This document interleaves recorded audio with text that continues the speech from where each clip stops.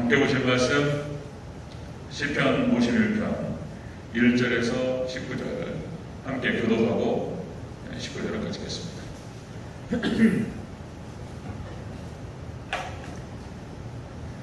네, 함께 보실 말씀 시편 51편 1절 제가 읽겠습니다. 하나님이여 주의 인자를 따라 내게 은혜를 베푸시며 주의 많은 긍휼을 따라 내 죄악을 지워 주소서. 나의 죄악을 많이 씻으시며 나의 죄를 베푸시리이다. 물은 나는 내 죄가를 하오니 내 죄가 항상 내 앞에 있나이다. 내가 주께만 공자하여 주의 악을 받았사오니 주께서 말씀하시되 그루시라고 주께서 심판하실 때에 승리하시다니까. 내가 죄악 중에서 출생하였으며 어머니가 죄 중에서 나를 잉태하였나이다.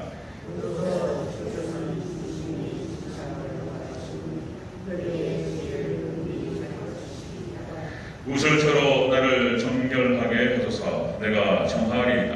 나의 죄를 씻어주소서. 내가 눈보다 희리이다.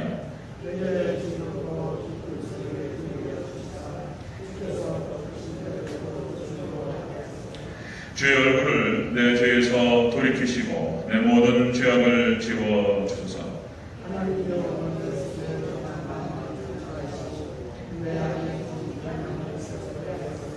나를 주 앞에서 쫓아내지 마시며 주의 성령을 내게서 거두지 마소서.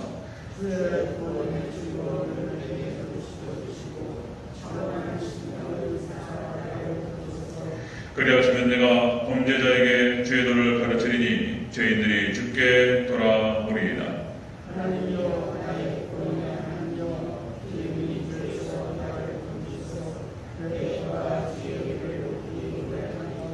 주여 내 얼굴을 열어 주소서. 내 입이 주를 찬송하여 전파하리이다.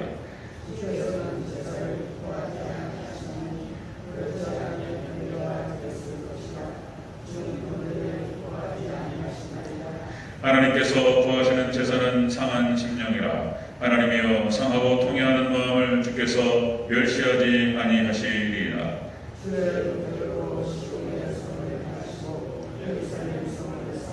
함께 있습니다. 그때에 주께서 의로운 제사와 번제와 온전한 번제를 기뻐하시리니 그때 그들이 숫소를 주의 제단에 드리리이다. 아멘. 인사하겠습니다. 고정 예수님, 예수님의 은혜와 평강이 넘치시기를 축원합니다. 그렇게 제가 축복한 대로 그대로 되기를 다시 한번 축원합니다. 아멘. 네, 오늘 함께 읽으신 시편 51편 1절에서 19절 오늘 본문을 토대로 다윗의 회개 기도에서 깨닫는 교훈. 우리 지난 시간에 이어서 지난 시간에 다 볼 수가 없어서 이게 한 9개 이렇게 나오는데요. 돼지가 좀 압축해가지고 그냥 두 번으로 이렇게 나눠서 그냥 제가 이렇게 잡았습니다. 그래서 오늘 이 51편을 살펴보도록 하겠습니다. 자, 다시 한번 우리 따라하겠습니다. 다윗의 회개 기도에서 깨닫는 교훈. 다윗의 회개 기도에서 깨닫는 교훈. 자, 오늘 51편은 철저한 다윗의 회개 시입니다. 회개 시. 오늘 앞에 표제어에도 나오지만요, 다윗이 밧세바와 동침한 후 선지자 나단이 그에게 왔을 때 이렇게 나오죠. 표제어에도. 그러니까 다윗이 밧세바를 간통하고 그리고 이제 완전 범죄라고 생각했습니다. 그 죄를 덮기 위해서 어떻게 알고 보니까 자기 휘하장수 우리아의 아내였단 말이죠. 이게 참 복잡하게 됐어요. 그래서 이걸 덮기 위해서 우리아를 휴가를 보내라 그랬는데 이 충직한 우리아가 집으로 안 간단 말이죠. 그냥 다른 데서 그냥 이렇게 잠깐 있다가 그냥 다시 전쟁터로 가겠다. 그래가지고 제가 덮이지 않았습니다. 그래서 다윗이 이거를 덮기 위해서 우리아를 죽입니다. 그죠? 요압 장군에게 밀서를 보내서 최전방에 나가서 죽게 하라. 완전 범죄였습니다. 아무도 몰라요. 다윗만 아는 거예요. 다윗만. 그런 줄 알았더니 하나님께서는 다 모든 걸 알고 계셨습니다. 여러분, 하나님께서 다 보시고 계시는 걸 믿으시기를 축원합니다. 하나님 다 아셔요. 은밀한 거, 뭐 아무도 모르는 거 다 보고 계십니다. 우리 중심을 보시는 하나님께서 이걸 드러내버리셨어요. 하나님께서 나단 선자를 보내가지고 이 죄악을 하나님께서 드추셨습니다. 자, 이때에 다윗이 가인과 아벨에서 나오는 가인처럼 나는 모른다고, 난 그런 적 없다고 이렇게 할 수도 있었을 텐데 다윗은 그렇게 하지 않았다는 거예요. 또 자기가 지금 최고 권력자로서 지금 뭐 왕이잖아요, 왕. 그러니까 지금 절대적인 지지를 받고 있는 다윗 왕이에요. 추대를 받았습니다. 추대. 이스라엘 추대 왕이에요. 사울왕이 실각되고 다윗을 추대해가지고 왕으로 세웠어요. 다윗을 반대할 사람이 누가 있겠습니까? 그리고 이거 절대적인 권력인데 감히 건방지게 선지자라고 함부로 얘기하고 기분 나쁘게 이렇게 얘기할 수도 있단 말이에요. 그죠? 다윗 입장에서 봤을 때. 아니 좋게 얘기하지 그거 갖다가 심하게 얘기하냔 말이에요. 이렇게 화낼 수도 있어요. 감격된 놈이 속는다고. 근데 다윗은 안 그랬단 말이에요. 여기서 다윗이 바로 무릎 꿇고 회개했다는 것입니다. 이 50편의 시를 쓰면서 이것이 이제 회개로부터 나오는 그런 시였단 말이죠. 자, 이렇게 해서 하나님께 철저히 회개함을 통해서 이것이 다윗이 실각되지 않고 다윗이 다윗된 그 중요한 원인이었다, 이유였다는 것입니다. 자, 우리가 지난주에 살펴봤던 다윗의 회개기도에서 깨닫는 자, 첫 번째로 내게 지혜를 가르치시리이다. 하나님 내게 지혜를 주시옵소서. 여러분들 죄인에게는 어떤 행동보다도 먼저 깨닫는 것, 지혜가 중요한 줄로 믿습니다. 어떤 액션보다도 먼저 바르게 깨닫고 바르게 아는 게 중요하다. 그런 말씀을 드렸습니다. 그 다음에 두 번째로 어머니가 죄악 중에 잉태하여 있다. 사람이라고 하는 존재가 태어나면서부터 죄를 안고 태어난다. 그리고 죄 속에 살아가요. 그래서 우리는 정말 하나님 의지하고 성령 충만하고 기도 없이는 살아갈 수 없는 존재임을 믿습니다. 여러분들 정말 하나님 더욱더 의지하시고 기도로 승리하는 저와 되시기를 축원합니다. 회개기도, 다윗의 회개기도 통해서 깨닫는 교훈이다. 자, 그럼 세 번째로 주의 긍휼로 내 죄악을 지워달라고. 자, 여러분들 오직 예수님의 보혈의 피가 우리의 죄를 씻기시고 지워주는 줄로 믿습니다. 여러분들 예수님의 보혈의 능력을 의지하면서 더욱더 이 죄악된 세상을 우리가 승리하며 나가야 되겠다. 이런 것들을 다시 한번 생각해 보게 됩니다. 오늘 이어서 말씀을 좀 나누겠습니다. 자, 다윗의 회개기도에서 깨닫는 교훈 네 번째입니다. 네 번째. 자, 주께서 제사를 기뻐하지 않으신다. 주께서 제사를 기뻐하지 않으신다. 이렇게 기록됩니다. 16절 마치겠습니다. 16절 있습니다. 시작. 주께서는 제사를 기뻐하지 아니하시나니 그렇지 아니하면 내가 드렸을 것이라. 주는 번제를 기뻐하지 아니하시나이다. 아멘. 주께서 제사를 기뻐하지 아니하신다. 이게 뭔 얘기입니까? 자, 하나님께서 예배를 받기를 원치 않으신다? 이런 뜻이 아니죠. 자, 이것은 무슨 뜻이냐면 회개가 없는 예배는 받지 않으신다. 그런 뜻입니다. 회개. 진정한 예배, 참된 예배로 나가지 않는 예배는 하나님 받지 않으신다.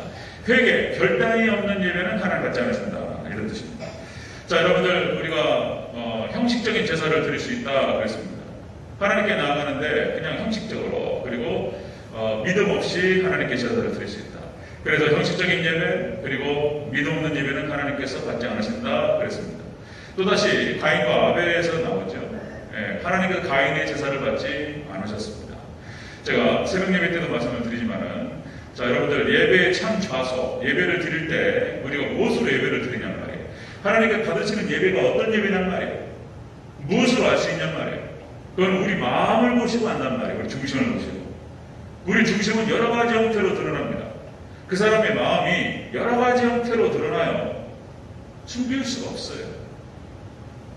그 사람의 어떤 표현들, 여러 가지 표현에 다 마음이 막 나와요. 말하는 말투로부터 해가지고, 그리고 그 사람이 선택하는 단어들하며, 그죠? 그 사람의 눈빛과 행동과 여러 군데에서 다 나와요. 숨길 수 없습니다. 마음이라고 하는 것은. 그런데 하나님께서는 또 그 마음 중심을 보시기 때문에, 역시 하나님께서는 가인의 제사가 믿음이 없는 제사라고 판단하셨고, 그걸 받지 않으셨습니다. 믿음 없는 제사, 믿음 없는 예배, 믿음 없는 기도, 그죠? 믿음 없는 헌금, 하나님께 드리는 중심이 형식적인 찬양, 이거 다 하나님 안 받으신다는 거예요. 형식적인 찬양. 봉사도 마찬가지입니다. 봉사도 그래서 중심에서부터 흐트러졌어요. 중심이 하나님께 드리는 게 아니에요. 그럼 하나님 다 하셔요. 하나님과 상관없는 거예요. 아무리 돈을 드리고 뭐 물질을 드리고 뭐 하나님께 드린다고 하지만은 그 중심에서부터 하나님께 어긋나 버리면 하나님 안 받는다라고 하는 것입니다. 자, 여러분들 구약 이스라엘도 마찬가지였고 신약의 유대인도 마찬가지입니다. 구약 이스라엘 백성들이 다원주의 제사를 드린 거예요. 다원주의 제사. 그러니까 하나님도 믿고 바알도 믿고 아사레도 믿고 그리고 돈도 믿고 뭐 다 같이 믿으면 안 되냐? 다 섬기면 안 되냐? 이러면 안 돼. 이런 얘기를 하는 거죠. 예. 그런 다원주의 예배를 드렸다는 거예요. 구약 이스라엘이. 하나님 받지 않으셨습니다. 신약의 유대인들도 마찬가지입니다. 당시에 바리새인과 사두개인과 종교 권력자들 다 똑같았습니다. 그 마음같이 콩밭에 있어요. 콩밭에. 하나님께 있지 않아요. 하나님을 떠났어요. 그래놓고는 예수를 죽인 거예요. 그래서 그 마음같이 물질에 있었고 권력에 있었습니다. 자기 밥그릇 빼앗길까봐, 자기 입지가 좁아질까봐 그런 것만 두려워했지 참된 것이 무엇인지 이런 건 관심이 없었습니다. 그런데도 불구하고 그들이 늘 항상 신약의 유대인들도 예배를 드리고 대제사장도 있었고 그 다음에 제사장도 있었고 바리새인들 뭐 율법의 박사들이라고 얘기하고 그렇잖아요. 얼마나 많은 제사를 드리고 예배를 드렸겠습니까? 그죠? 성전에 막 비둘기 바꾸고 예물을 갖다가 돈으로 바꾸고 막 이런 사람들이 많았는데 그래서 하나님께 가까이 가져와가지고 예배를 드리고 제사를 드린다고 했는데 안 받으셔요. 그런 거 하나님께서 안 받으셨다는 거예요. 자, 그 다음에 또 여러분 중세도 마찬가지였습니다. 중세가 5세기부터 15세기까지 1000년 동안 타락합니다. 타락해가지고 마찬가지였어요. 그때도 교회에서 여러분들 성직을 매매했습니다. 그러니까 성직을 간다는 것이 신부가 되어서 교회 지도자가 된다는 것이 십자가 진 같은 고생이고 이런 거 아니에요. 당시에 중세에는 출세의 중요한 길이었어요. 돈을 벌고 권력을 얻고 여기 중요한 길이었어요. 그래서 성직을 또 돈 받고 팔았어요. 면죄부를 판매하고. 그죠? 얼마나 많은 그들의 예배를 드렸겠습니까? 예배 안 받으셔요. 물론 중세 시대에도 깨어있는 양심이 있었어요. 아주 부분적으로 깨어있는 사람이 있어서 정말 하나님께 회개하고 다르게 예배를 드려보려고 몸부림쳤던 그런 사람이 있었어요. 그 예배는 받으셨을 거예요. 그러나 형식적인 예배는 하나님 안 받으셨다는 것입니다. 자, 그때 중세도 마찬가지입니다. 다원주의 예배였어요. 그때도 다원주의 예배. 돈도 믿고 하나님도 믿고 하나님 안 믿는 거죠. 하나님을 안 믿으니까 이런 식으로 반응하는 것이죠. 자, 여러분들 지금 종말 이 시대도 마찬가지입니다. 똑같아요. 어떻게 패턴이 있잖아요. 똑같아요. 이게 구약 이스라엘이 멸망한 이유, 신약의 유대인들이 멸망한 이유, 그 다음에 중세 유럽에서 어마어마한 하나님께서 뭐 페스트라든지 흑사병으로 하나님을 쓸어버리시고 이렇게 형벌하시고 그런 이유 마지막 종말 때 똑같아요. 다원주의 예배예요. 지금도. 또 말씀드리면은 지금 종말 시대 이 교회가 민주주의, 다원주의, 세속주의로 무너져 내리고 있어요. 교회가 인문주의되고 다원주의가 되고 돈도 믿고 하나님도 믿고 뭐 다 믿어요. 교회가 세속주의가 돼가지고 세상과 똑같아요. 그렇게 돼버렸어요. 교회가 무너져 내리기 시작하는 것이죠. 다원주의 예배입니다. 하나님 안 받으시는 것이죠. 예배를. 자, 그러면 구약 이스라엘이라든지 그리고 신약 유대인들의 그때도 선지자가 있었죠. 하나님의 참 선지자가 있어서 그들의 죄를 지적하고 회개하라고. 구약 이스라엘 때도 선지자가 있었어요. 극소수였죠. 신약 때도 마찬가지입니다. 세례 요한 회개하라. 도끼가 니네 나무뿌리에 놓였으니까 회개하려면 찍어버린다. 말도 무섭게 해요. 하여튼 기분 나쁘게 해요. 그죠? 이게 선지자의 사명이 그런 겁니다. 선지자의 사명이 책망하는 거예요. 선지자들은 사명이 다른 게 아니고 책망하고 야단치는 거예요. 야단치는 거예요. 죄를 지적하는 거예요. 죄를 지적하는 거예요. 나단 선지자가 정확하게 다윗의 죄를 지적해요. 야단치는 거예요. 야단치는 거예요. 말도 기분 나쁘게 해요. 진짜로. 나단 선지자가 찾아와가지고 그걸 어떻게 말하냐면 이렇게 말해요. 뭐라 그러죠? 나단 선지자가 정확하게 다윗의 죄를 들칩니다. 99마리의 양을 가지고 있는 부자, 목자가 암양 새끼 한 마리를 가지고 있는 그 가난한 목자가 있었는데, 그러죠? 이렇게 이제 좀 비유를 들면서, 이 부자 목자가 가난한 그 목자의 암양 새끼 하나를 갖다 뺏어가지고 손님이 찾아서 그걸 가져가지고 드렸나이다. 왕이시 어떻게 생각하시나이까? 넘일이잖아요. 다윗 얘기가 아니고 자기 얘기 줄은 생각지도 못했어요. 이 넘일이니까 어떤 놈이냐고 그놈이 당장 잡아 죽이라고 그랬단 말이에요. 그게 바로 당신. 자, 여기까지 좋았는데 그 뒤로 또 말을 정말 기분 나쁘게 합니다. 나단 선지자가. 뭐라고 그러죠? 그 다음에 네? 당신의 아내가 백주 대낮에 강간을 당할 것이요. 그리고 당신의 집안에 피가 떠나지 아니하리라 말씀하셨나이다. 하나님께서 하신 말씀이에요. 하나님께서 하신 말씀을 전달하는 거였어요. 나단 선지자가. 그러면은 이때 이 말을 듣고 말 정말 기분 나쁘게 하잖아요. 그러면 또 그렇습니다. 다윗의 입장에서 봤을 때는 저희가 왕인데 와가지고 경우 있게 얘기해야 되지. 좀 말을 곱게 하든지 말을 그렇게 그딴 식으로 하냐 말이에요. 이렇게 따질 수도 있어요. 다윗 입장에서. 알겠는데 말을 좋게 하라고. 네? 그럴 수도 있잖아요. 근데 그 말 듣고 다윗은 그대로 그 자리에서 무릎을 꿇었습니다. 그죠? 그러니까 나단 선지자 입장에서 봤을 때는 그런 거예요. 다행히 다윗이 회개를 하고 그 말씀을 받았으니까 다행이지.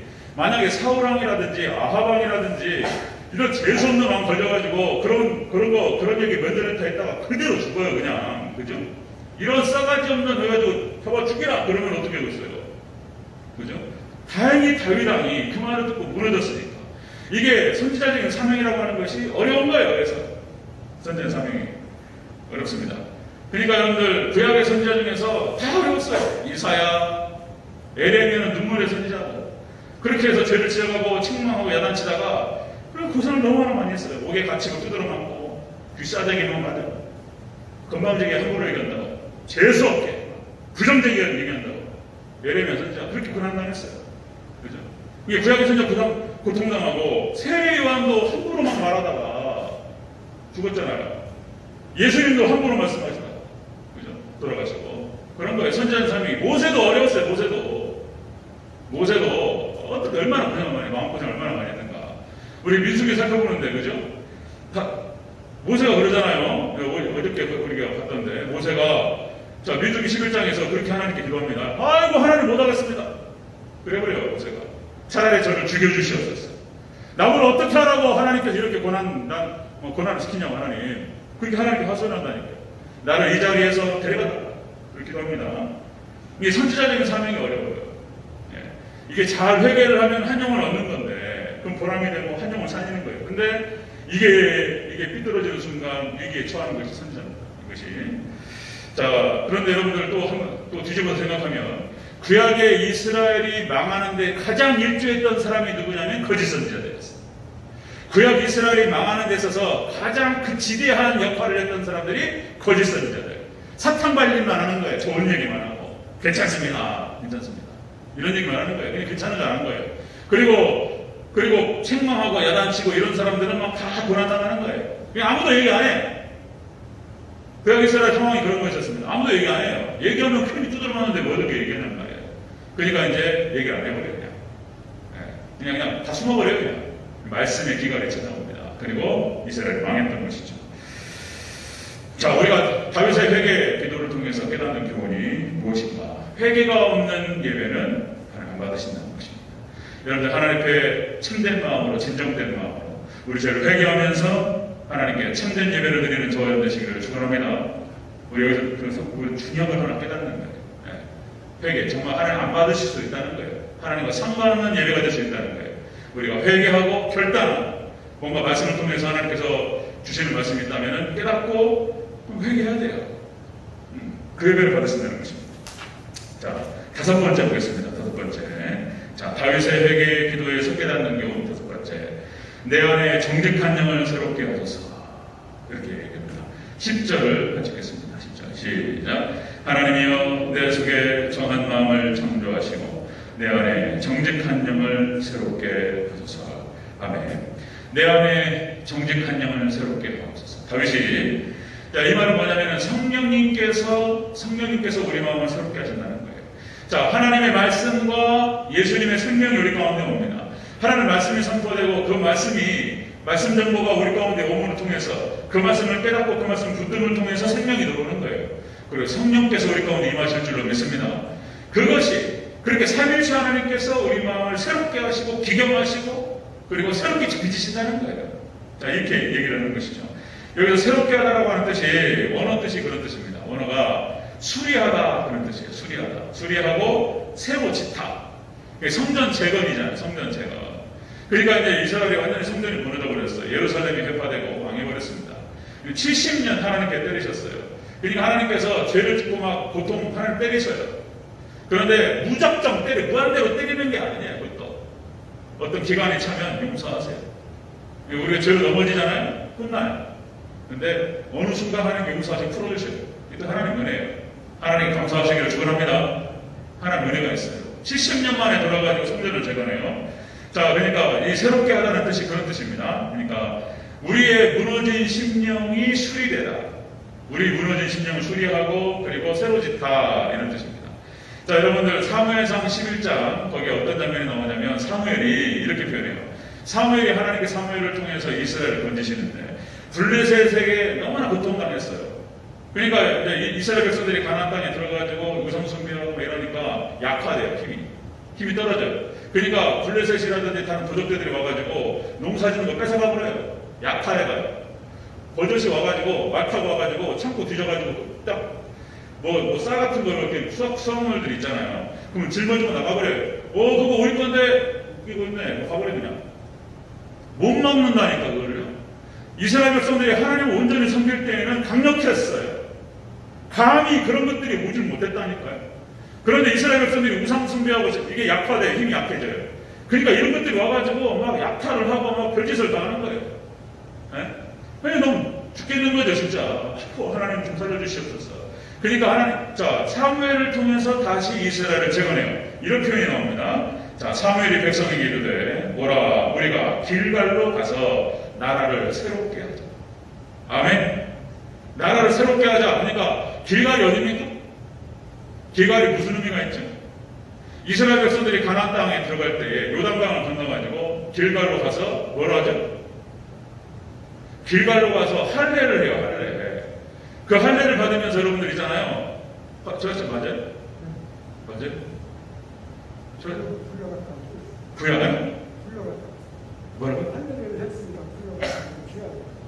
할례를 받으면서 길갈에서 결단하는 거야. 결단. 틀린? 맞아요. 그래서 철자들이 정확해요. 둘 다 봐도 물어보면 딱 대답하세요. 자, 그러니까 이게 이제 길갈에서 결단을 해요. 그러니까 철저하게 하나님 말씀만 순종하겠다. 여리고성에 들어가기 전에 여리고성 요단강 건너가기 전에 어떤가요? 안 그래 맞아요. 요단강 건너가서 웜에 헷갈리네. 죄송해요 제가. 자, 그러니까 길갈이 어디냐면 어쨌든 간에 중요한 것이 길갈이 하나님 앞에 철저하게 회개하면서 말씀을 순종하겠다고 결단하는 데가 길갈이에요. 길갈. 그러니까 지금 여기 사무엘이 뭐라고 그러냐면 길갈로 가서 새로 세우자 이런 얘기를 하는 거예요. 여러분들 하나님 앞에 새로운 결단이 있는 저와 여러분 되시기를 축원합니다. 이런 결단이 있어야 된다는 거예요.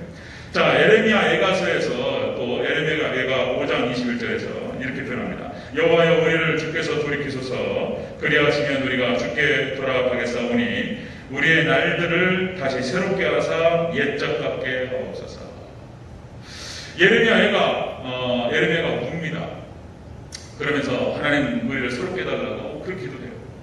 이스라엘 백성들 하나님 불쌍히 여겨달라고 새롭게 해달라고 기도합니다. 자, 에스겔서 18장 31절. 에스겔은 이스라엘 백성들이 바벨론의 포로로 끌려갔을 때 같이 갔던 사람이에요.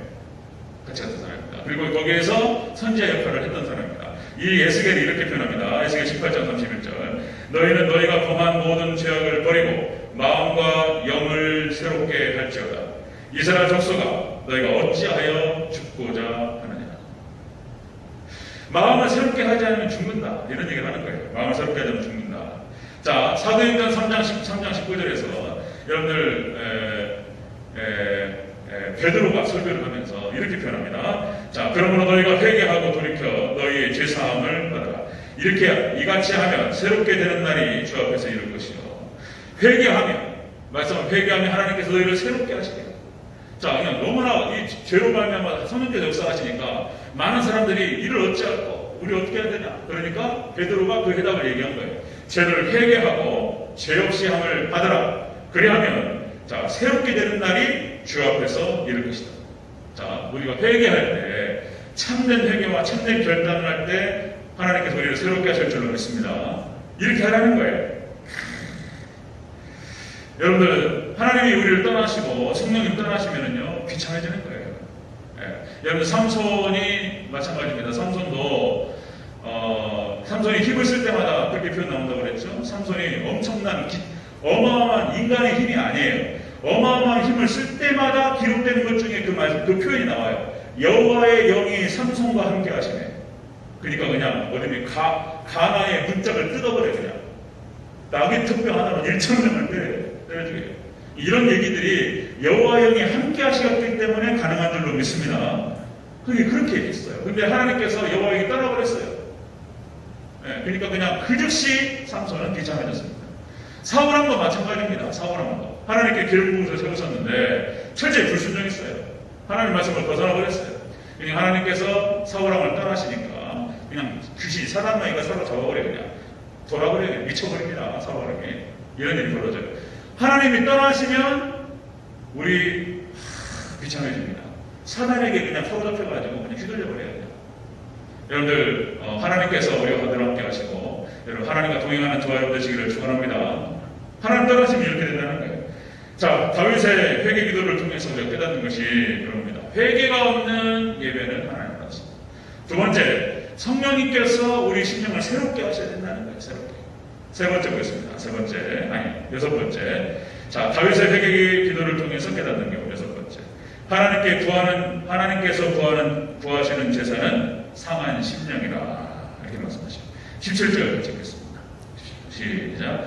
하나님께서 구하시는 제사는 상한 심령이라. 하나님이여 성하고 통일하는 마음을 주께서 멸시하지 아니하시리이다. 아멘.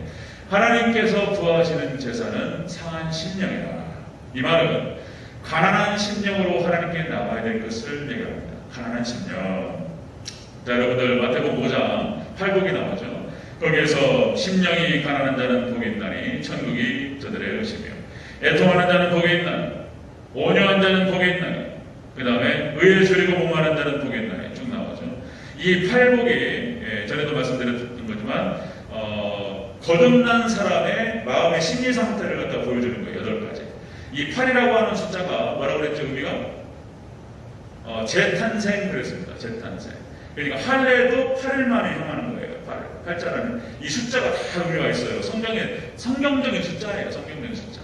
그래서 8이라고 하는 것이 거듭남의 숫자인데, 그래서 앞에 있는 4개의 복이 올라가는 거, 어떤 산을 정복하는 듯한 예수님께로 가는 거예요. 자, 심령이 가난한 자는 복이 있나니 가난한 심령으로 애통하는 마음으로 온유한 마음으로 그리고 의에 줄이고 목마름으로 가요. 예수님 만나고 밑으로 내려가면서 이제 화평케 하는 자는 복이 있나니 쭉 내려갑니다. 이제 그 예수님 만나서 사역을 감당하는 거예요. 이제 이런 구조가 되어 있는데, 그러니까 여러분들 심령이 가난하고 그리고 애통하는 마음, 이것은 어떤 상태를 말하는 거냐면은 고난을 받는 거예요. 심한 고난을 받아가지고 이제 마음이 무너지는 거예요. 이게 사람이라고 하는 존재가 다시 말씀드리면 등 따스고 배부르면은 이게 졸리고 이게 늘어지는 거예요. 그러니까 이제 하나님께서 고난을 보내시는 거예요. 여러분들 고난이 망하는 것보다는 나아요. 그리고 하나님 백성들한테는 그래서 이 땅에 있을 때 늘 항상 고난을 주셔요. 하나 끝나면 있잖아요. 더 큰 게 와요. 제가 말씀한 대로 잘 아시죠? 하나 끝나면 아이고 한숨 좀 쉬려면 또 다른 게 와요. 하나 끝나면 또 와. 저 같은 경우는 계속 큰 게 오는 것 같아요. 계속 하나 끝나니까 더 큰 게 오네. 그걸 잘 넘어갔어요. 아이고 그냥 막 힘들게 해가지고 넘었어. 하나 넘었더니 몸에 더 큰 게 오네. 이게 그렇게 하면서 하나님께서 이렇게 키우시는 것 같아요. 우리의 영적인 성장을 키우시는 것 같아요. 어쨌든 간에 망하는 것보다는 고난이 나아요. 여러분들 고난받으라고 말씀드리는 말씀이 아니고, 여러분들 우리가 정말 하나님을 깨어서 잘 이렇게 하면 고난이 더 와요. 진짜 돌아요. 아, 그럼 이삭이 평탄해요. 까불어 봐야 많이 맞는 거예요. 이삭이 평탄한 거예요. 자, 10편 119편 71절. 고난당한 것이 내게 유익이라 이로 말미암아 내가 주의 율례를 배우게 되었나이다. 그죠? 고난이 우리를 기도시키는 거예요. 그죠? 기도. 자, 이것이 은혜인 거예요. 고난이. 그래서 자, 여러분들 구약 이스라엘 백성들 아까 말씀드렸지만 신약 유대인들 다 마찬가지입니다. 자, 여러분들 하나님을 떠나고 말씀을 버려버렸다는 거예요. 그래가지고 하나님께서 그들을 멸망시키셔요. 구약의 이스라엘이 비참하게 멸망하고 신약의 유대인들도 똑같이 AD 70년 로마에 의해서 비참하게 멸망합니다. 자, 호세아 4장 6절에서 이렇게 기록됩니다. 호세아 4장 6절에서 내 백성이 지식이 없음으로 망하는도다. 네가 지식을 버렸으니 나도 너를 버려 내 제사장이 되지 못하게 할 것이요 네가 하나님의 율법을 잊어버렸기 때문에 나도 네 자녀들을 잊어버리리라. 이렇게 말씀하세요. 네가 나를 버렸기 때문에 나도 너를 버리리라. 그랬어요. 마음밭이 문제였습니다. 또 마음밭이 여러분들 마태복음 13장에 씨 뿌리는 자의 표가 나오죠. 거기에 이제 4가지 밭이 나와요. 자, 여러분들 길가밭이 나오고 돌짝밭이 나오고 가시밭이 나와요. 그리고 좋은 밭이 나오고 4가지 밭이 나오는데, 자, 예수님께서 지금 유대인, 그러니까 바리새인과 사두개인과 당시에 이 사람들의 마음밭을 보시면서 예수님께서 비유로 말씀하신 거예요. 자, 길가밭이에요. 아무리 얘기를 하고 복음을 뿌려도 길가밭에 딱딱히 굳어가지고요, 그게 들어가질 않아요. 말씀이. 마음밭이 그랬어요. 안 들어가는 사람 많아요.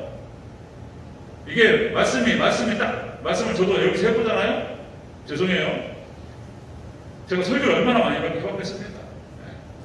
주구장창, 그러니까 외부 교회에서 나가서 뭐 선신예배 나가서 해보고 막 많은 경험이 있어요.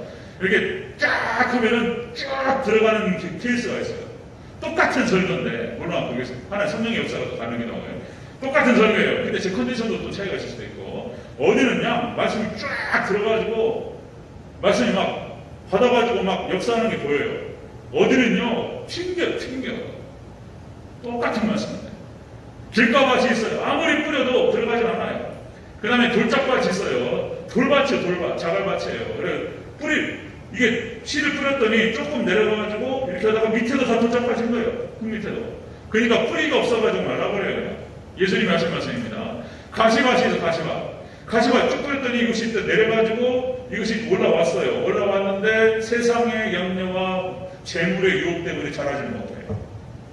이런 거예요 지금. 근데 좋은 밭이 있어요. 좋은 밭이. 이 좋은 밭을 뭐라고 표현하냐면 예수님께서 말씀을 듣고 깨닫는 자니 이렇게 표현합니다. 깨닫는 자니. 그러니까 이 깨달음이라고 하는 거 여기서 30배, 60배, 100배의 표시를 냈느니라. 제가 이번 주에 월요일부터 해가지고 하여튼 제 마음도 그냥 파도를 쳐요. 그러면 이제 다른 게 없어요. 제 마음의 파도를 갖다가 진짜로 다른 건 아무것도 위로가 안 돼요. 진짜. 네. 진짜로 풍랑 가운데 예수님 오셔가지고 잔잔하라, 조용히 하라. 예수님 오셔야지 풍랑 잔잔해지잖아요. 진짜 말씀이 딱 부딪혀가지고 깨달을 때 그냥 마음에 그냥 이게 파도치던 것이 쫙 잔잔해져 버려요. 제가 이번 주 말씀에서 제가 예언서를 좀 보면서 와, 기가 막히다. 이 말씀 듣고 살았어요. 또 와, 이게 오늘 본문하고 연결되는 거예요. 여러분들 이사야서 55장 1절에서 5절 말씀에 말씀을 듣는 자의 복이 나와요. 말씀을 듣는 자. 여기서 듣는 자라고 했을 때는 이 듣는다는 것은 그냥 듣고만 있는 것이 아니고 이 말씀을 듣는 자의 복. 하나님 말씀을 듣고 선생님 말씀 잘 들어라. 그 말이 선생님 말씀만 잘 듣고 아무것도 하지 마라. 그런 뜻이 아니잖아요. 선생님 말씀 잘 들으라는 뜻 안에는 뭐가 있어요? 선생님 말씀 잘 들어라. 말씀을 잘 따라. 선생님 무슨 말씀 하시면 잘 듣고 잘 따라가고 그래야지 공부 잘한다. 뭐 이게 다 복합적인 거잖아요. 어른 말씀 잘 들어라. 여기 다 들어가 있잖아요. 자, 말씀을 듣는 자의 복이 이렇게 나와요. 이렇게 나옵니다. 이사야서 55장 1절에서 5절 말씀에서 자, 말씀을 듣는 자가 어떤 복이 있냐면 기름진 것으로 즐거움을 얻을 거라는 거예요. 기름진 것으로 하나님 주시겠다. 두 번째, 너희 영혼이 산다는 거예요. 너희 영혼이 살 것이요. 이렇게 나와요.